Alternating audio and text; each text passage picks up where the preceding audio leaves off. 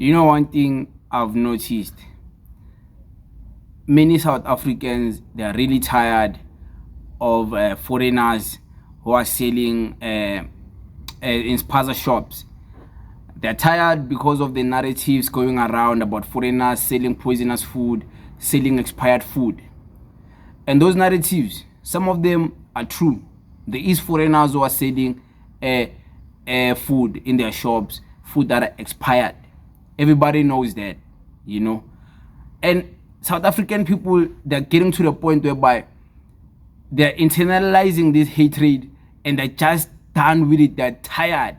They want these people out of the country. They want these people out of the townships. They just want them gone. The problem is that the government is not willing to meet the demands of the society in half. I want you to listen to this lady, what she has to say. What she has to say is really sensitive, but can you listen to her? And how serious this issue is in regards to the SPAZA shop. Thank you so much for your time, Mme. Siwumphakathi waseSoweto sizizwa singaphathwanga kahle ugovernment wethu usi-abusile for years.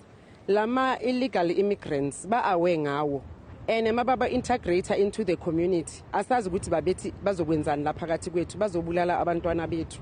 Sinqwaba abantwana every day because of ama-foreigners ne-SPAZA shop zawo. And our government knows very well, the constitution yase South Africa iti, ama-immigrants lawo are not supposed to be participating with economy yethu. Njengama-SPAZA shops, ama-saloon, vegetables, and all the other businesses. As South Africans, we find ourselves compete nabo. Because the constitution is very clear, they must invest 5 million. This SPAZA shop cannot be 5 million investment. So the government must implement what is in the constitution. They even failed to poison. By keeping an announcement to SPAZA shop until further notice. These foreigners were just operating as usual. We can't complain. If we complain, we are xenophobic. Where must we cry as citizens of this country? And the speculation as South Africans is this. These people are not only operating SPAZA shops, they have ammunitions with SPAZA shops up. So it's possible they are here to take the country. And one day when they take the country, how is it possible in one street you can have SPAZA shops, 4 to 5? What is it that they are selling that we as South Africans, we can't operate? Sinabantu bethu, South Africans have been operating SPAZA shops for years. They are still operating under difficult conditions. Compete with these people. Abathengisa poisonous food to our children. We are tired of burying our children. How many children must die before our government listens to us as a hotel? In 1994, we didn't know which we are bringing death into our community. As South Africans, we can't speak. If you speak, you are xenophobic. And Mayor, I just want to get a sense from you. The MEC was speaking about revitalizing and changing the township economy here in Soweto. Do you think this is what residents need to hear, or is perhaps the Gauteng government not dealing with the pressing and stemming issue in Soweto at the moment? They are not dealing with what they are supposed to be dealing with. They must take these people out of Soweto. We don't need these many SPAZA shops. We have our own people, Abaranama SPAZA shops. And they can take Abantaba unemployed and put them in those SPAZA shops. Baba Fund. They could do it in COVID, but later funding to the people. It was quick to support our businesses. Why is it difficult to book values on Kele's SPAZA shop as we speak? Why are they still operating when our children died? SPAZA shop, these foreigners, they took his stock to Protea Clan.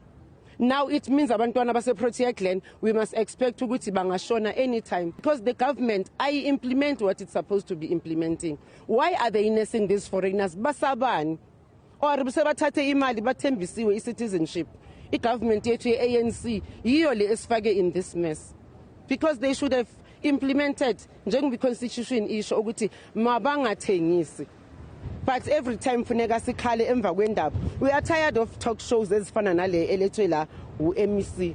We are tired. We've been complaining for years and years and years. Every time they come, they listen to us, they don't implement.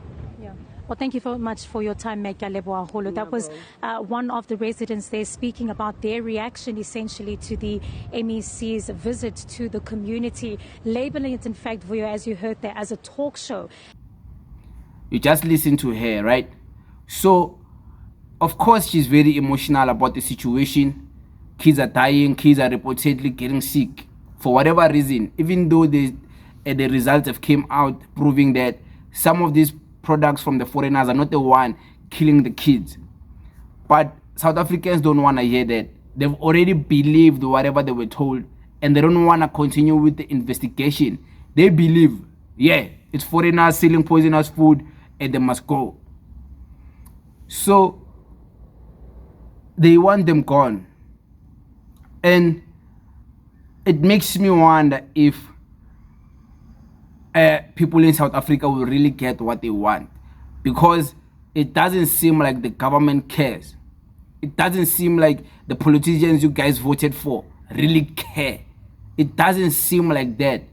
The ANC doesn't seem to care about chasing illegal immigrants, illegal foreigners. They don't seem to care about closing down illegal SPAZA shops.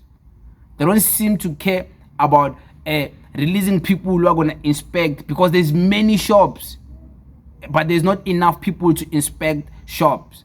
They don't seem to care about that. It makes me wonder if our people in South Africa who want foreigners gone will really get what they want. I don't think there will come a day where foreigners are all out in South Africa. I don't think so.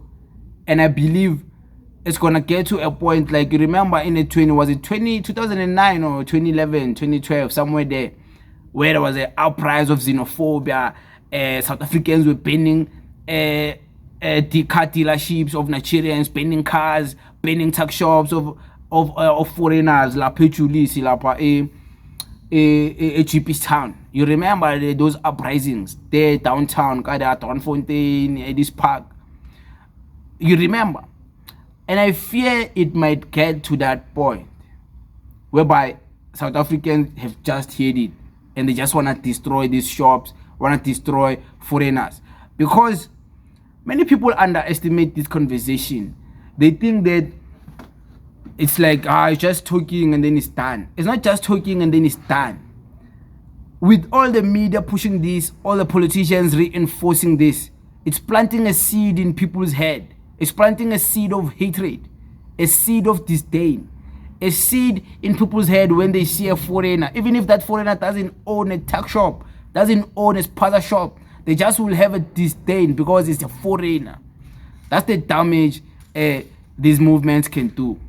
You see, that's the damage this can do.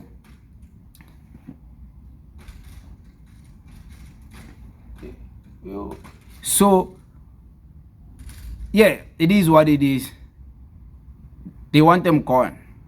They must all go, according to South African. But the question is, will all illegal immigrants go?